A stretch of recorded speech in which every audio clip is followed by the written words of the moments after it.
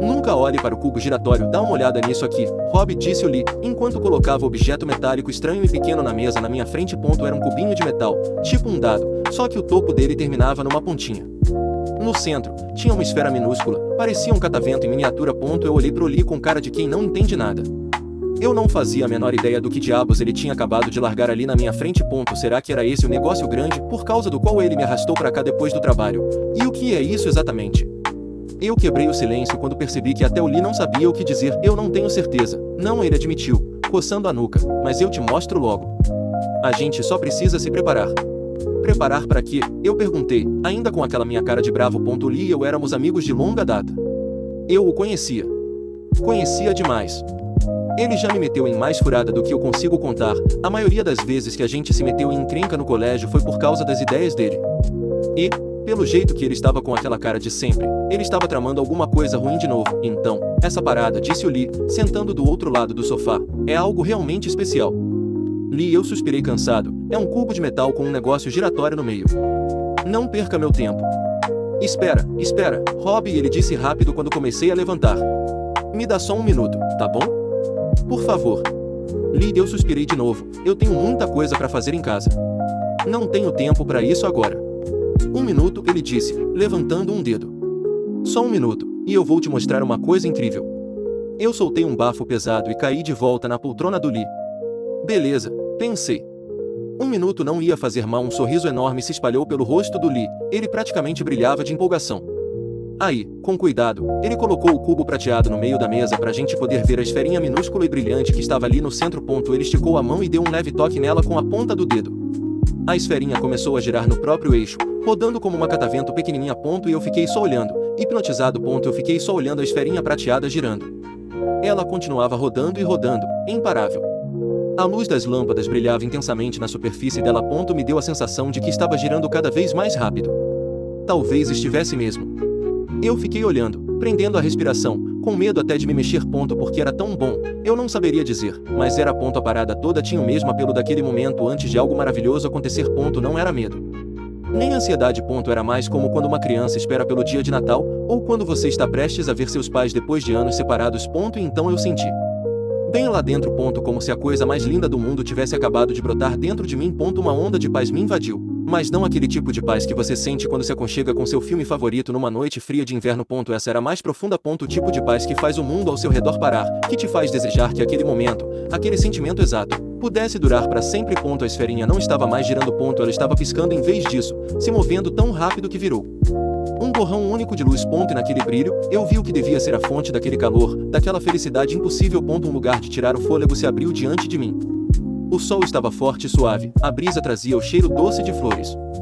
Era como um sonho perfeito, um daqueles que você quer viver para sempre. Aí uma melodia surgiu. Sinos minúsculos tilintando baixinho, delicadamente, o som perfeito, calmante para os ouvidos, reconfortante para a alma. Senti meu corpo saindo do chão, subindo entre as nuvens, repousando no céu macio e infinito. Puta merda. Que porra é essa? O Lee gritou, irritado. Isso me trouxe de volta para a realidade. Meus olhos ardiam, achei que iam saltar do meu crânio. Parecia que eu tinha ficado olhando para a tela de uma TV por horas, muito perto, sem piscar. Mas não eram meus olhos que doíam mais. Era minha alma. Parecia que meu cachorro de infância tinha acabado de morrer, e eu sabia que nunca mais seria feliz, a não ser que eu pudesse olhar para aquele negócio girando mais uma vez. Rob, o Lee gritou. Rob, acorda. São 9 da manhã. O quê? Que? Eu consegui dizer, com a boca seca. Manhã? Como assim, manhã? A luz do sol da manhã realmente estava entrando pelas janelas do Lee. Mas como diabos podia ser de manhã, se eu tinha chegado lá no fim da tarde, e só tinha ficado ali por alguns minutos? Rob, vamos logo.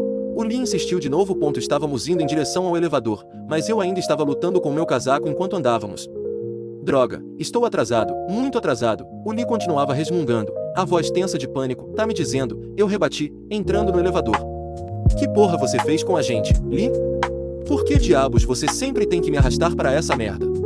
Eu não sei, Rob, eu realmente não sei, o Lee murmurou, parecendo culpado. Quando as portas do elevador se abriram, ele só parou o tempo suficiente para soltar outro pedido de desculpas rápido antes de sair correndo pro carro dele. Eu fui pro meu ponto naquele ponto, não importava se eu estava 1 hora atrasado ou 2. Eu já estava de mau humor de qualquer jeito. O dia inteiro foi uma bagunça completa. Eu me sentia vazio, como se algo dentro de mim estivesse faltando.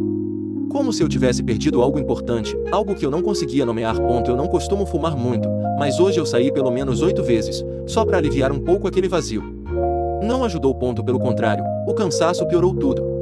Eu devo ter ficado olhando para aquela porcaria a noite toda, e agora só o café estava me mantendo vivo. Naquela tarde, o Lee me ligou. Ele pediu desculpas de novo, dizendo que não tinha ideia do que tinha acontecido.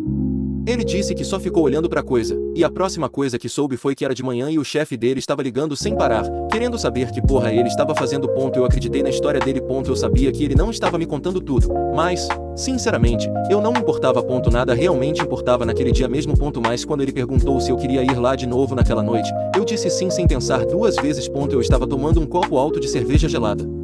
Eu tinha levado pra ele quando cheguei. Ele já estava agitado de empolgação. Ele tinha preparado tudo: água, lanches, almofadas macias no sofá e na poltrona. Parecia que ele estava se preparando para alguma coisa ali. Eu perguntei depois de mais um gole: que porra é essa coisa? O Lee só sorriu calorosamente e me ofereceu um pacote de salgadinhos.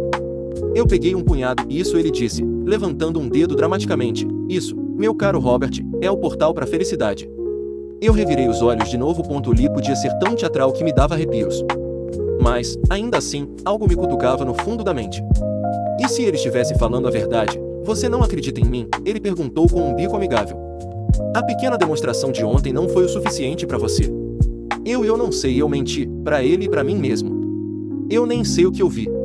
O Lee me deu aquele sorriso de quem sabe tudo, e pulou do sofá. Ele abriu um dos armários e pegou o cubinho prateado de novo.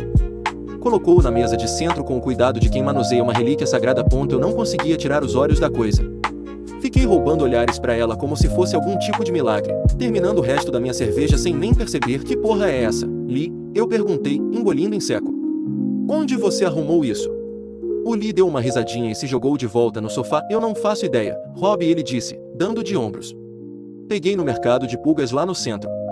E o que a gente tá vendo aí dentro? Eu insisti. Eu não sei, ele repetiu, mas é algo lindo. Parece felicidade pura, com um olhar direto pelas portas do céu. Eu ouvi ele, pensando fundo. O Lee podia ser convincente quando queria. Mas algo no jeito que ele falava, no jeito que aquela coisa parecia, me deixava inquieto. O catavento era realmente a coisa mais incrível que eu já tinha visto, mas agora também me dava um pouco de medo. Lee, eu interrompi a tagarelice dele. Há quanto tempo você tá olhando para essa coisa? O rosto do Lee escureceu. Há umas semanas, ele gaguejou. No começo, eu queria guardar para mim, sabe? Mas aí eu comecei a sentir que os outros precisavam ver também. Talvez a gente não devesse mais fazer isso, eu disse, incomodado com as palavras dele. Rob, por favor, o Lee disse, nervoso. Só mais uma vez. Assiste comigo, e você vai entender. Só uma vez. Eu hesitei. Eu queria ver de novo, ouvir os sinos, ver a luz, sentir aquele calor perfeito e abençoado de novo. Mas eu estava com medo. No fim, não importou. Antes que eu pudesse sequer responder, o Lee já tinha se mexido. Ele deu um toque na esferinha com a ponta do dedo, e ela começou a girar mais uma vez. A esferinha prateada girou de novo. A luz cintilou na superfície dela, borrada e deslumbrante, e uma onda de êxtase puro me invadiu. Era celestial, extasiante. Exatamente como antes. Parecia que mãos gentis estavam acariciando minha alma, como se cada momento perfeito da minha vida estivesse acontecendo ao mesmo tempo. Luzinhas brilhavam como os primeiros raios do amanhecer, beleza feita palpável, paraíso trazido à terra. Eu não conseguia desviar o olhar. As luzes ficaram mais fortes, mais suaves, mais perfeitas. E então os sinos vieram de novo, seu tilintar dourado tão doce que você podia escutar pelo resto da vida. Eles tocavam baixinho, pacificamente, como se estivessem tocando bem ali ao meu redor. Eu podia ver agora um lugar radiante, cheio de luz.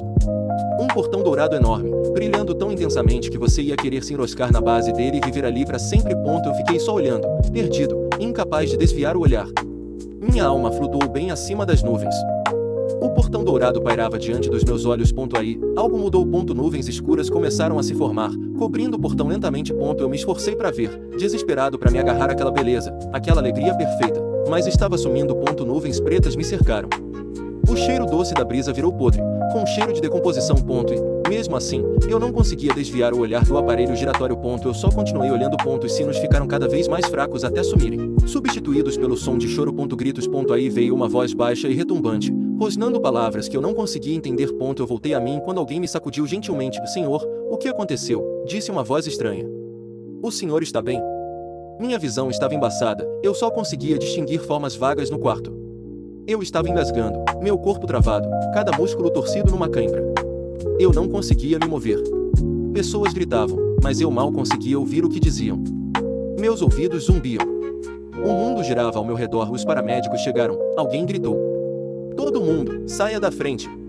Paramédicos?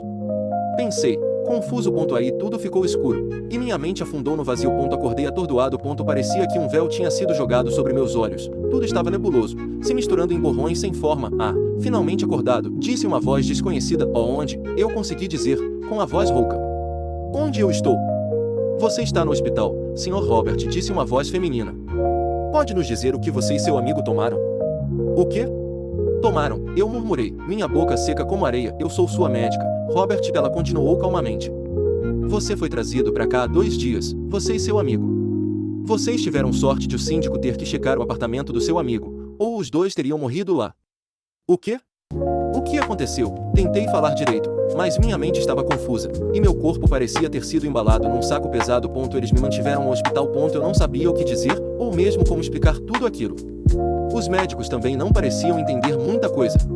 Estávamos muito desidratados, mostrando todos os sinais de termos ficado parados por dias. Lee estava igual, só que a condição dele era pior. Eles tiveram que mantê-lo em coma induzido. Os dias passaram. Minha visão voltou lentamente, e minha mente começou a juntar as peças. Eu conseguia me mover de novo, na maior parte sozinho. Ainda precisava de uma bengala, mas pelo menos eu conseguia andar. Mas o desejo ficou.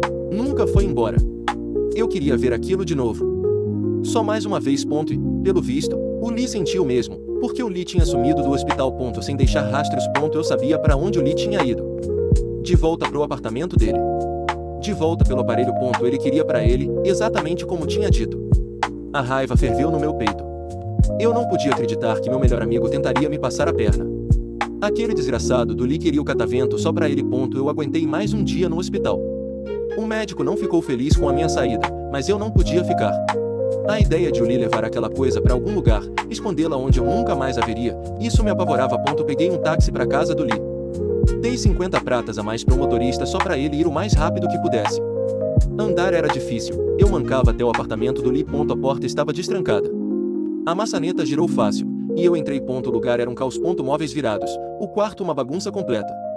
O sofá ainda tinha marca fraca de onde tínhamos ficado sentados por dias, olhando para a maravilha prateada giratória. Só restaram 2 móveis em pé, a poltrona, onde o Lee estava sentado agora, e a mesa de centro, onde o pequeno milagre prateado estava pousado. Lee, eu disse quando vi sentado ali.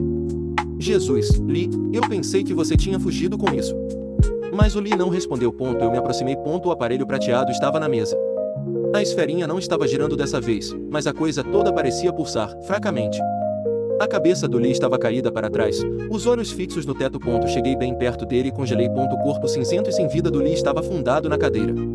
A pele dele estava queimada, chamuscada de preto em alguns pontos. Onde os olhos dele estavam, agora havia buracos vazios e carbonizados. O Lee estava morto. Eu não disse nada. Só olhei para ele, sem emoção. Estranhamente, me senti calmo. Mais irritado do que horrorizado, irritado por ter achado que o Lee poderia ter levado o aparelho. Mas agora que ele estava morto, a pequena maravilha era minha.